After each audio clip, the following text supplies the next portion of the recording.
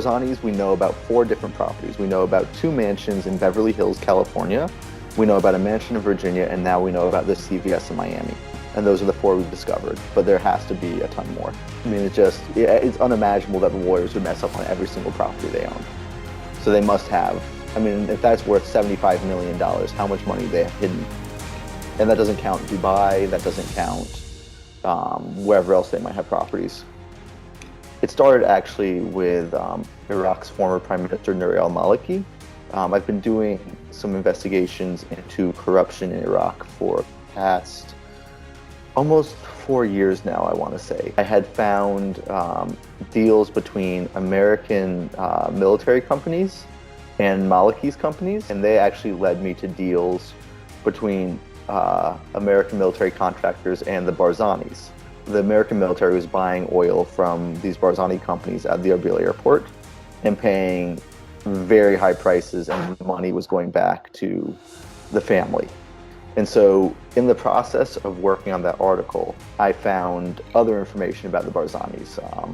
I just bumped into a report, a document on a tool I use that had Masroor Barzani's name on a company. I figured out it linked to an American pharmacy in Miami, right by the beach, a very valuable property that he had bought for $18.3 million. And it has very good, has the pharmacy inside it is paying him a lot of money now to be inside that building. And so that was how I found this. I have not heard anything directly from the family. I reached out to them and offered them the opportunity to talk to me about it, and they did not answer me. But I have heard privately that the Prime Minister might deny this.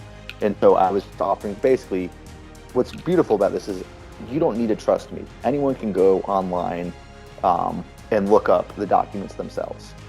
And I left the steps to do that. You can look up the companies that the Barzanis owned on that website and see the Prime Minister's signature on the company yourself.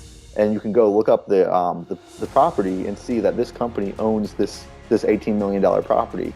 No one has to trust me. You just have to trust the U.S. government documents. It's, in my eyes, very hard for them to deny.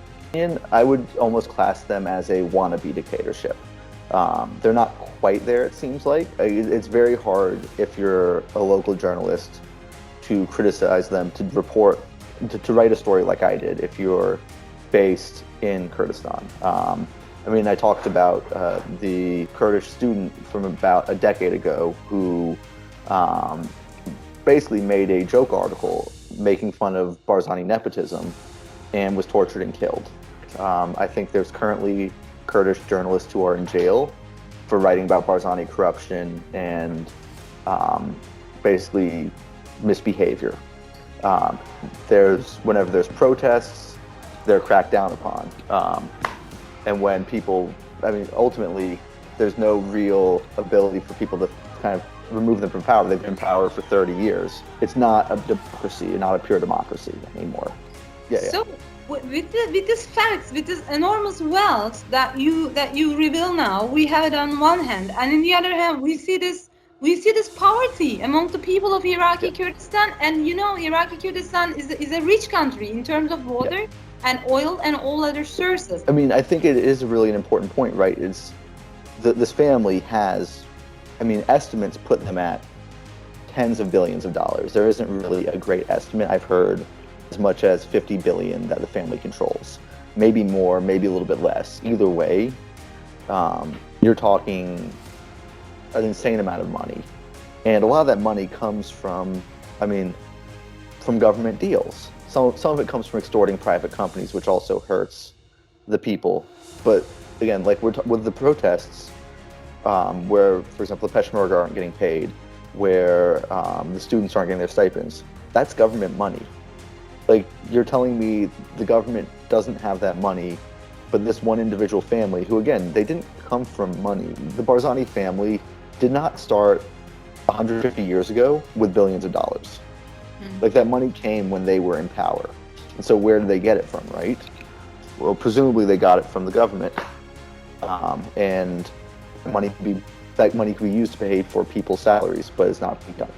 And generally, when you're asking, if you're just asking why the Barzanis, I tend not to be a big fan of dictators or wannabe dictators, especially people who are stealing money from their people and hiding it. And I think it's important for that to be made public.